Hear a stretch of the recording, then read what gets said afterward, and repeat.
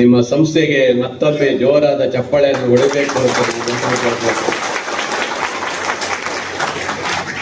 ಯಾವುದೇ ಒಂದು ಸಂಸ್ಥೆ ತನ್ನ ಸ್ವಾರ್ಥಕ್ಕಾಗಿ ಯಾವತ್ತೂ ಇರುವುದಿಲ್ಲ.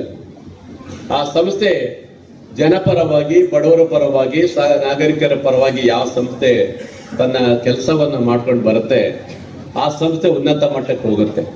ಅದರಲ್ಲಿ ಇಕ್ಬಾಲ್ ಸಾಹೇಬರ ನೇತೃತ್ವದ ಅಧ್ಯಕ್ಷರಿದ್ದಾರೆ ಅಂತ ಹೇಳಿದ್ರೆ ಒಂದ್ ಸ್ವಲ್ಪ ಗಟ್ಟಿಯಾಗಿ ಇರ್ತದೆ ಆ ಸಂಸ್ಥೆ ಅಂತ ಅರ್ಥ ಮಾಡಿ. ಆ ಸಂಸ್ಥೆ ಚೆನ್ನಾಗಿ ಬೆಳಿಬೇಕು.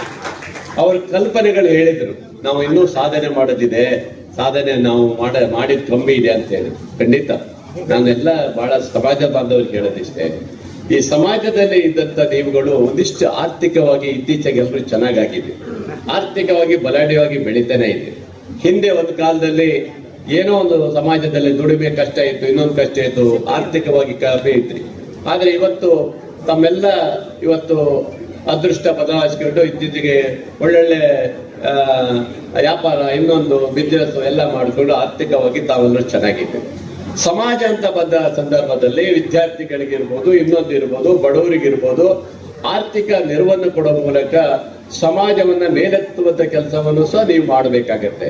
ನಾನು ಬಾಲ್ಕೇಶ್ ಬಾನ್ ಅವ್ರಿಗೆ ಬಹಳ ಖುಷಿಯಾಗಿ ಹೇಳ್ತಿದ್ದೀನಿ. ಯಾಕಂತ ನಮ್ಮ ಅಕ್ಕರಿಗೆ ಅವರು ಮೊನ್ನೆ MLC ಆದ್ಮೇಲೆ ಬಹುಶಃ ಶಿವಮೊಗ್ಗ ಜಿಲ್ಲೆಯಲ್ಲಿ ಇವತ್ತು ಎಷ್ಟು ಆಸಕ್ತಿ ವಹಿಸಿ ನಿಮ್ಮ ಸಮಾಜದ ಬಗ್ಗೆ ಎಷ್ಟು ಕಾಳಜಿ ವಹಿಸಿದ್ದಾರೆ ಅಂದ್ರೆ, ಆ ಸಮಾಜಕ್ಕೆ ಇಂಥದ್ದಾಗ್ಬೇಕು, ಇದಾಗ್ಬೇಕು, ಶಿಕ್ಷಣ ಕೊಡಬೇಕು ಅನ್ನೋ ಕಾಳಜಿ ಅವರಿಗೆ ಬಂತಲ್ಲ, ಅದೇ ರೀತಿ ನಿಮ್ಮಲ್ಲೂ ಸಹ ಬರಬೇಕು.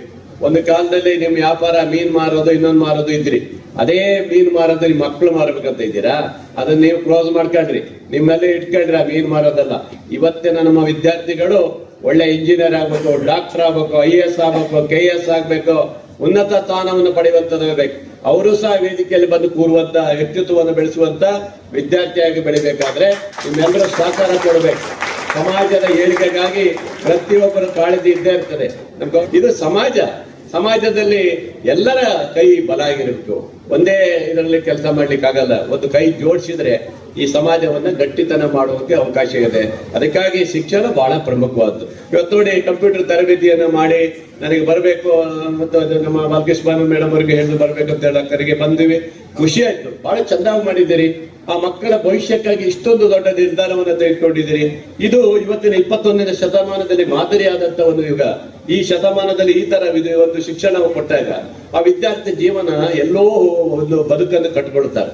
ಭಾರತ ದೇಶದಲ್ಲಿ ಇವತ್ತು ಎಲ್ರಿಗೂ ಬದುಕಲಿಕ್ಕೆ ಅವಕಾಶ ಇದೆ.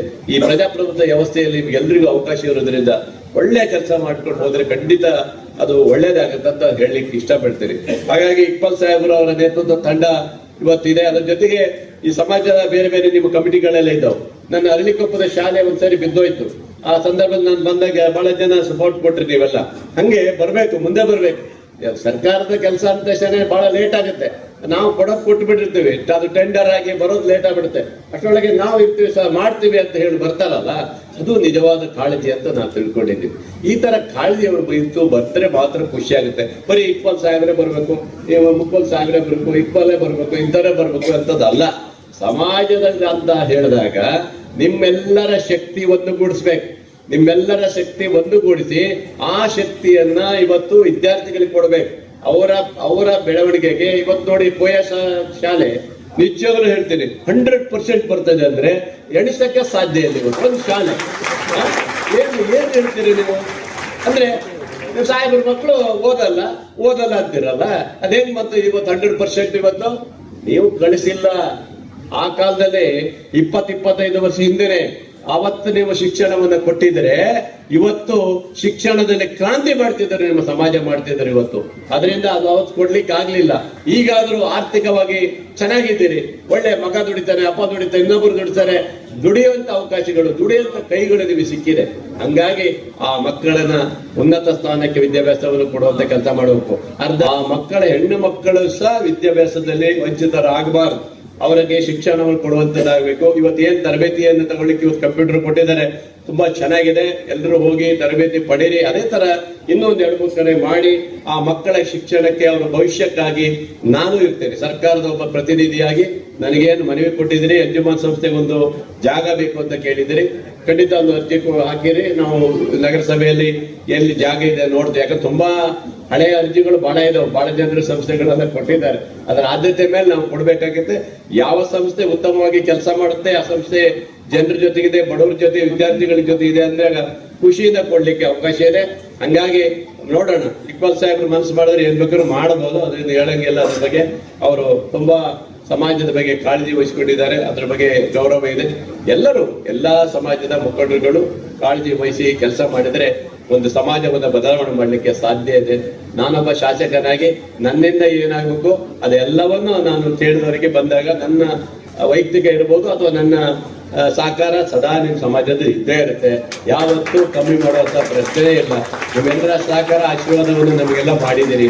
ನಾನೊಬ್ಬ ಪ್ರತಿನಿಧಿಯಾಗಿ ಇಲ್ಲಿ ಯಾವುದೇ ಜಾತಿ ಧರ್ಮ ಯಾವುದು ನಾನು ನೋಡೋದಿಲ್ಲ. ನನಗೆ ಒಂದೇ ಧರ್ಮ, ಮನುಷ್ಯನ ಧರ್ಮ ಅಷ್ಟೇ ನನಗೆ. ಅದು ಬಿಟ್ಟರೆ ನನಗೆ ಯಾವ ಧರ್ಮವೂ ನನಗಿಲ್ಲ. ಎಲ್ಲರೂ ನನಗೆ ಸಮಾನತೆ. ಓಟ್ ಕೊಟ್ಟವರು ಸಮಾನತೆ, ಓಟ್ ಕೊಡದವರು ಸಹ ಎಲ್ಲರೂ ನನಗೆ ಸಮಾನತೆ. ಆ ಭಾವನೆ ನನ್ನಲ್ಲಿ ಇಲ್ಲ. ಹಾಗಾಗಿ ನಮ್ಮ ಕೆಲಸವನ್ನ ತಾಲೂಕಿನ ಅಭಿವೃದ್ಧಿ ದೃಷ್ಟಿಯಲ್ಲಿ ಮಾಡಬೇಕು. ಜೊತೆಗೆ ಊಟ ಇಲ್ಲಾದ್ರೂ ಪರವಾಗಿಲ್ಲ, ಗಂಜಿ ಯಾರು ಕುಡೀರಿ, ಆದ್ರೆ ಮಕ್ಕಳನ್ನ ಶಿಕ್ಷಣದಿಂದ ವಂಚಿತರಾಗಿ ಮಾಡಬಾರದು. ನೀವು ಇವತ್ತೇ ಹೇಳ್ತಾ ಇದ್ದೀವಿ, ಅಷ್ಟು ಮಾತ್ರ ಕಲ್ಕೊಳ್ಳಿ ನಿಮಗೆ. ಯಾಕಂದ್ರೆ ಕನ್ನಡ ಶಾಲೆ ಇವತ್ತು ಬಿಸಿ ಊಟದಿಂದ, ಬಟ್ಟೆಯಿಂದ ಹಿಡಿದು, ಬ್ಯಾಗ್ ಇಂದ ಹಿಡಿದು, ಶೂ ಇಂದ ಹಿಡಿದು, ಮೊಟ್ಟೆಯಿಂದ ಹಿಡಿದು ಈಗ ಎಲ್ಲವನ್ನೂ ಕೊಡ್ತಾ ಇದೀವಿ. ಈಗ ಎಲ್ಲವನ್ನೂ ಕೊಡ್ತೇವೆ. ನಿಮ್ಗೆ ಏನು ಅಷ್ಟೊಂದು ಖರ್ಚೇ ಇರೋದಲ್ಲ. ನಿಮ್ಮ ಮಕ್ಕಳ ಶಾಲೆ ಕಳ್ಸೋದು ಒಂದೇ ಖರ್ಚು ಇರ್ತದೆ, ಅಷ್ಟು ಬಿಟ್ರೆ ಎಲ್ಲದೂ ನಾವು ಕೊಡೋದ್ರಿಂದ ನಿಮಗೆ ಅಷ್ಟು ಹೊರೆ ಆಗೋದಿಲ್ಲ. ಹಾಗಾಗಿ ಮಕ್ಕಳೇ ಬಹಳ ಖುಷಿ ಆಗುತ್ತೆ. ನೀವು ಅಷ್ಟೇ ಚೆನ್ನಾಗಿ ಓದಿ ಆ ಶಾಲೆಗೆ ಕೀರ್ತಿ ತರುವಂತ ಮಕ್ಕಳಾಗ್ಬೇಕು. ಆ ಶಾಲೆಗೆ ಕೀರ್ತಿ ತರುವಂತ ಮಕ್ಕಳಾಗಿ ಭವಿಷ್ಯದ ನಾಯಕರಾಗಿ ಮುಂದಿನ ದಿವಸದಲ್ಲಿ ನೀವು ಬರಬೇಕು ಅನ್ನೋದೇ ನಮ್ಮ ಆಸೆ. ನಾವೆಲ್ಲರೂ ನಿಮ್ ಜೊತೆಗಿರ್ತೀವಿ. ಇಡೀ ಸಮಾಜ ನಿಮ್ ಜೊತೆಗಿರುತ್ತೆ. ಒಳ್ಳೆಯ ವಿದ್ಯಾಭ್ಯಾಸವನ್ನು ಮಾಡೋ ಮೂಲಕ ಒಳ್ಳೆಯ ತಮ್ಮ ನಾಯಕತ್ವವನ್ನು ಬೆಳೆಸ್ಕೊಂಡು ಸಮಾಜದಲ್ಲಿ ಬದುಕಲಿಕ್ಕೆ ನೀವು ಕಲಿಬೇಕು ಅಂತ ಮಾತನ್ನು ಹೇಳ್ತಾ ಬಹಳ